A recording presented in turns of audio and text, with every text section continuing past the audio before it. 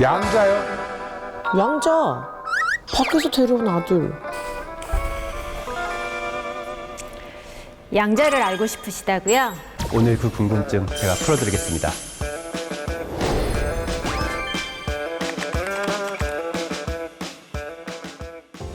근데 그 양자 얽힘이 왜 중요한 거예요? 결국 이 양자 얽힘 그리고 앞서 말씀드린 양자 중첩 사실 이런 현상들을 실제로 우리가 만들어내기 시작한 지는 극히 최근의 일이고요. 이런 기술, 그 양자 중첩과 얽힘에 대한 이해와 그걸 실제로 만들어내는 기술이 합쳐져 가지고 2차 양자 혁명의 네. 토대가 되고 새로 나오는 양자 컴퓨터, 양자 통신, 양자 센서의 원리가 되기 때문에 이것들이 중요하게 생각이 되고 있습니다. 기본이 되는 거네요. 이 그렇죠. 이 소스가. 네. 사실 양자 정보 기술은 여러 가지 카테고리가 있는데요. 뭐 양자 가장 요즘 좀 소위 핫한 거는 양자 컴퓨터가 있고요. 그리고 양자 통신, 양자 암호, 양자 센싱 이런 식으로 많은 분야가 있는데요. 각각의 분야들이 최근에 이제 연구 개발이 진행이 되면서 점점 이제 응용 쪽으로 가고 있습니다. 즉 저희가 실생활에서 쓸 수 있을 정도로 개발이 진행이 되고 있습니다. 양자 컴퓨터. 중간에 저 컴퓨터도 좋아해가지고 딱 귀가 들어갔는데 양자 컴퓨터 뭐가 다른 겁니까? 뭐 어떻게 생겨본 건 어떻게 생겼나요? 이 사진 한번 보시죠. 이건 뭐예요? 자, 이 뭐 같이 생겼나요? 이거 도무지 이걸 알 수 없는데? 사실 이거는 이제 양자 컴퓨터 자체보다는 양자 컴퓨터의 핵심 부품이라고 할 수 있는 극저온 냉동기라는 장비입니다. 냉동기요? 아, 냉각기예요? 냉각기. 이걸 에어컨 대신 이걸로. 그럼 좀 많이 추우실 텐데. 그 정도예요? 네. 마이너스 273도까지 냉각시켜주는 조금 좀 추우실 거예요. 와, 예. 근데 무슨 양자 컴퓨터 가지고 냉각기를 쓰고 있어? 양자 컴퓨터가 제대로 동작하려면 아직까지는 이렇게 좀 낮은 온도가 필요합니다. 그리고 실제 양자 컴퓨터, 우리가 이제 CPU 칩 같은 거는 요 가장 밑에 들어가요. 자, 그래서 요 냉동기가 하는 일은 요 칩을 굉장히 낮은 온도로 내려주는 건데 영하 273도에 가까운 온도까지 내려주게 됩니다.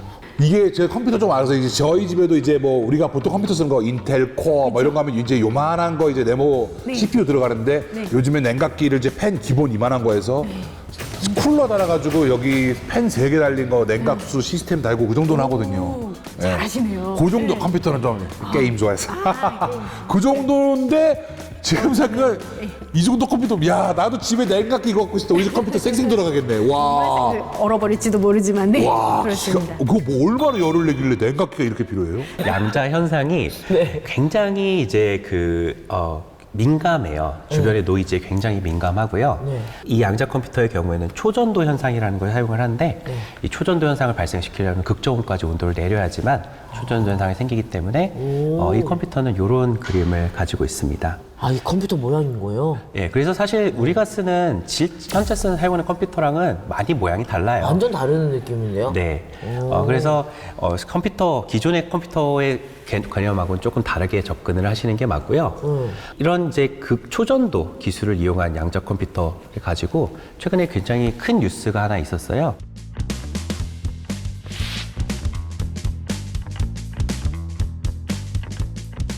양자 우월성을 입증했다라는 이제 헤드라인이 있었는데요. 양자 우월성이요? 이거를 실험적으로 처음으로 증명을 한 건데요. 구글이 이 논문에서 근데 처음에 논문을 출판했을 때 밝힌 것은 본인들이 제작한 시카모어라는 양자 컴퓨터 프로세서를 가지고 슈퍼컴퓨터가 100만 년이 걸릴 계산을 자기네들 60초 안에 해냈다라고 주장을 합니다. 그래서 양자 컴퓨터가 정말 좋다, 우월하다라는 걸 증명한 논문을 2019년에 냈습니다. 아, 구글이 논문도 써요? 구글이 논문도 씁니다. 야, 대단한 회사네. 아니 근데 그게 딱 들어도 알겠는데 그게 증명이 필요했던 건가요? 그게 사실 이런 양자 컴퓨터를 제대로 동작하게 하려면은 또 많은 이제 이게 이론상은 알겠는데 네, 그렇죠. 그래서 실제로 써본 게 있냐 이거구나. 네, 실제로 구현을 해야 되니까요. 그러니까 구글이 근데 그걸 구현해내고 논문으로. 네. 그러니까 뭔가 저희가 쓰는 그런 컴퓨터는 완전 다른 컴퓨터잖아요. 네, 전혀 다른 컴퓨터죠. 그쵸. 양자 컴퓨터는 컴퓨터 많이 잘 아시니까 예, 예. 컴퓨터는 기본적으로 CPU 안에 비트가 있죠. 네, 몇 비트, 몇 비트. 예. 옛날에 우리 16비트 컴퓨터 이런 거. 네, 그렇죠. 예. 그 비트들은 결국 0 아니면 1의 값을 가지고 그 0, 1, 0, 1을 가지고 모든 맞아요. 계산을 하죠. 맞아요. 예. 근데 양자 컴퓨터는 중첩, 아까 기억하시죠? 중첩을 이용해서 비트가 이제 양자 비트라고 부르는데요.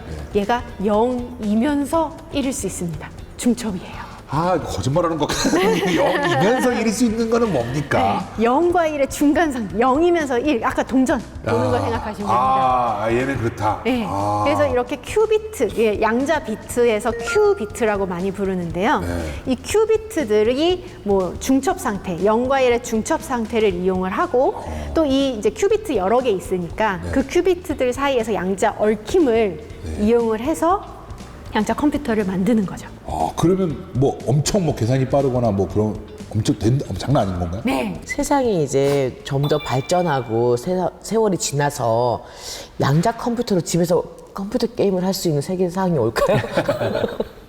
예, 많은 분들이 그런 것들 질문을 하세요. 특히 게임에 관심이 있는 고등학교 남학생들.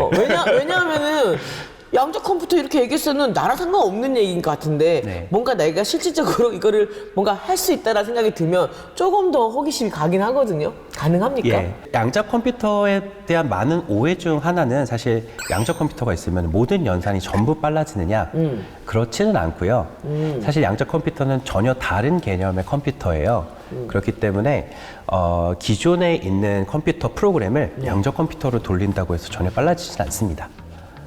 그래서 우리는 새로운 개념의 알고리즘이 필요한데요. 이거를 우리가 양자 알고리즘이라고 불러요. 양자 알고리즘. 자, 이분의 사진이겠습니다. 누구세요?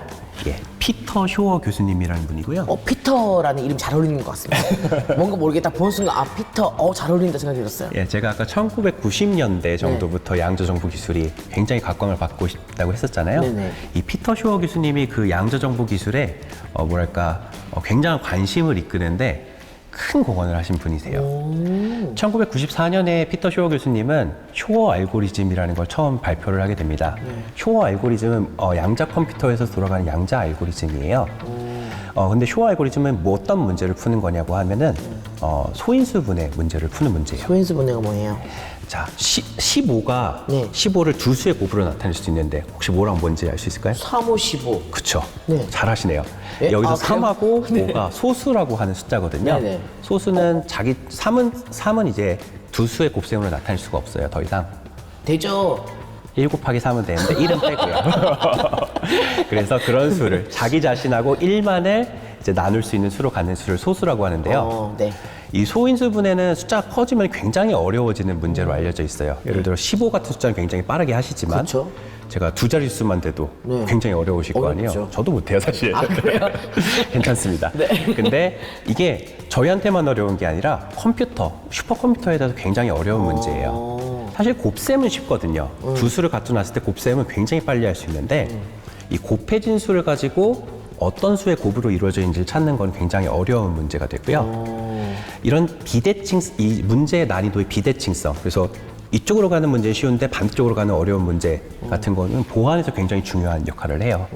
제가 암호를 만들고 풀 때 저한테는 쉬워야지만 남한테는 어려워야 되잖아요. 그렇죠.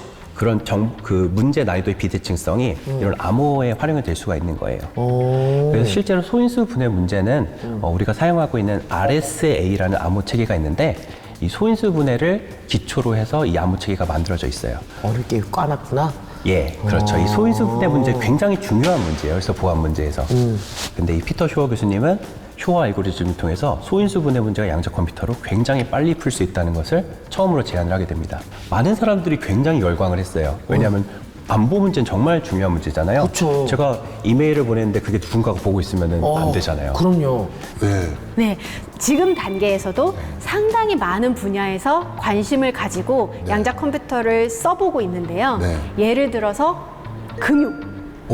금융 상품을 개발할 때 네. 사실 그 주가가 어떻게 출렁이는지 이런 거 계산할 때 상당히 수식이 복잡하잖아요. 네. 변수도 많고. 그럼요.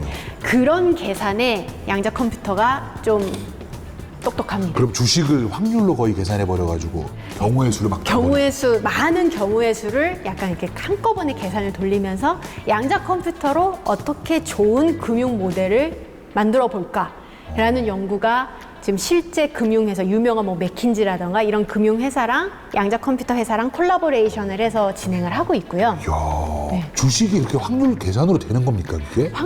수식이 복잡하다 보니까 예. 확률도 들어가고 뭐 예. 최적화도 들어가고 뭐 많은 그래요? 수식이 들어갑니다. 야, 아닌데 다 잘 안 되던데. 이상하게 저희가 다. 모르는 변수가 아, 있어서. 그래요? 양자 컴퓨터 쓰면 다 올라가나? 그럴 수도 있죠. 야, 그리고 또 저는 사실 재밌다고 생각을 했던 게 네. 자동차 회사들이 이 양자 컴퓨터에 관심이 많습니다. 요즘 전기차 예. 테슬라.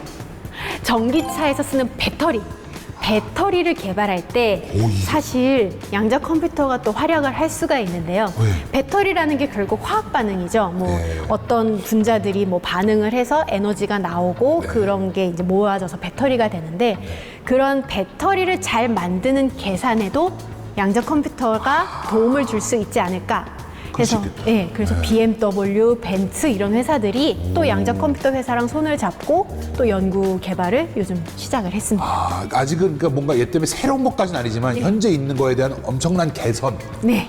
효율이나 이런 게 배터리. 지금 사실 충전하면 많이 못 가고 저도 그렇죠. 그래서 이게 전기차 사면 충전도 힘들고 이거 그렇죠. 충전도 많이 못 가고 그런데 네. 나중에 가면 충전이 어려워도 한 번 충전하고 쭉 가고. 몇만 킬로 그냥 가버리면은 그런 배터리가 나오면 또 와. 이게 게임 체인저죠. 완전 게임 체인저지. 네. 그런 분야에도 응용이 되고 있고 또 예. 마지막으로 인상 깊은 분야는 제약 분야. 약을 또 약을 개발할 때 예. 약은 결국 큰 분자들인데 그 분자가 우리 몸에 들어가면서 또 분자 구조가 바뀌면서 우리 몸이랑 만나서 네. 이렇게 약의 기능을 하는 건데요. 네. 그런 분자를 만드는 일, 분자를 조립하는 일에도 엄청난 계산이 필요하고 거기에 또 양자 컴퓨터를 쓰려고 하는 이제 또 움직임이 있습니다. 야, 이거 사실 과학계가 이렇게 다 연결돼 있는 느낌이네요. 네. 와, 대박이네. 그럼 혹시 양자 컴퓨터가 우리 인류의 소원인 탈모 치료도 가능하죠. 그거 탈모 치료한다면 바로 노벨상인데. 노벨상뿐만 아니라 일단은 돈방석에 앉지 않을까 싶긴 한데요. 떼돈 모는 거지. 네. 이거 하나 사야겠네. 모든 기술을 일상생활에서 스마트폰도 저희가 막 쓰고 있지만 네. 그 스마트폰 안에 엄청난 사실 특허도 수십 개, 수백 개 들어있을 그렇죠. 거고 많은 네. 기술이 있지만 저희가 그걸 다 알 필요는 없잖아요. 네. 어느 정도의 지식만 어느 정도의 정보만 알고 있으면 스마트폰을 손쉽게 쓰는 것처럼 양자 정보 기술도 사실은 저희가 가장 이상적인 형태는 일반인들이 양자 역학의 세세한 부분까진 몰라도 편하게 아무런 위화감 없이 쓸 수 있을 정도로 발전하는 게 양자 정보 기술이 궁극적으로 지향해야 될 바가 아닌가 싶습니다. 너무 희망적입니다. 네, 오늘 이렇게 배워보기 너무너무 좋았고 우리가 더 우리 양자 정보 기술에 대해서 공부하고 파이팅 할 수 있게 저희가 많이 응원하도록 하겠습니다.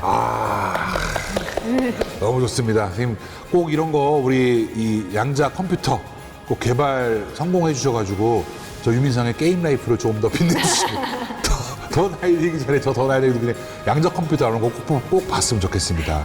노력하겠습니다. 선생님 오늘 좋은 강의 너무 감사드립니다. 네, 앞으로도 감사합니다. 고생하십시오. 감사합니다. 감사합니다.